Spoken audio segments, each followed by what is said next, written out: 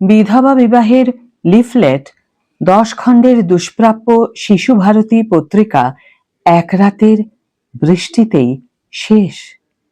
High everyone, welcome back to my channel অঞ্জনার ব্যঞ্জনা।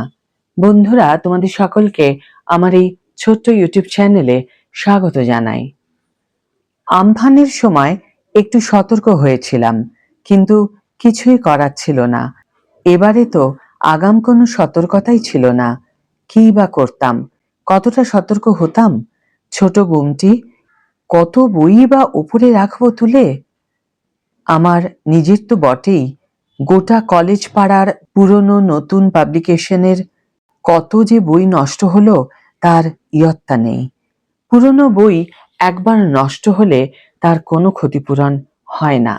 সরকারও সেই ক্ষতিপূরণ করতে পারেন না।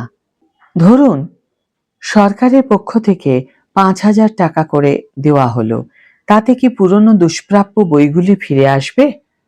সে চিরকালের মতো নষ্ট হয়ে গেল।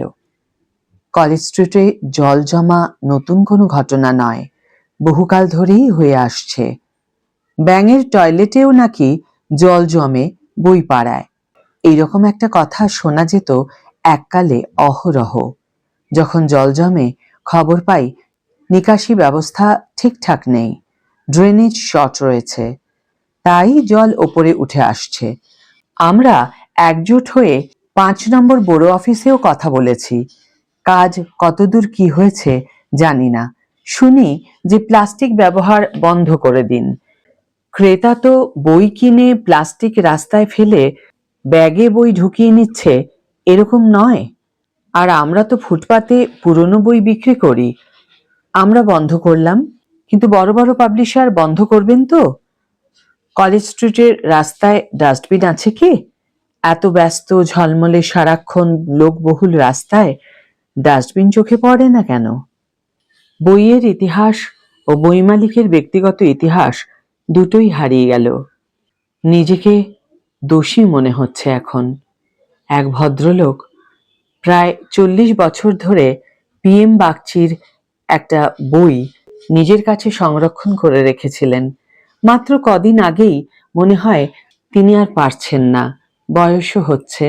এবার সেই বইটি কলেজ স্ট্রিট মার্কেটে দিয়ে দেওয়া উচিত। অন্য কারো হাতে গেলে বইটার আয়ু হয়তো বাড়বে।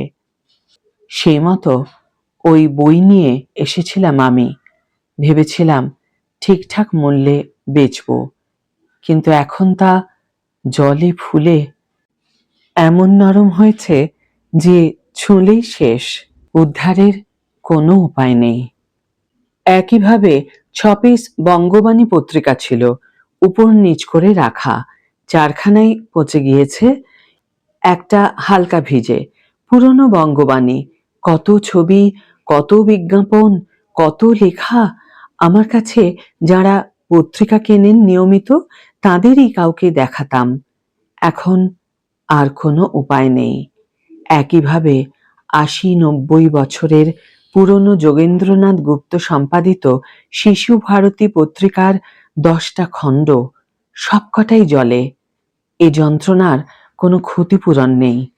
যদিও সব থেকে কষ্ট হচ্ছে কোনো বইয়ের জন্য নয়, একটা লিফলেটের জন্য। হ্যাঁ, মামুলি নয় সে লিফলেট।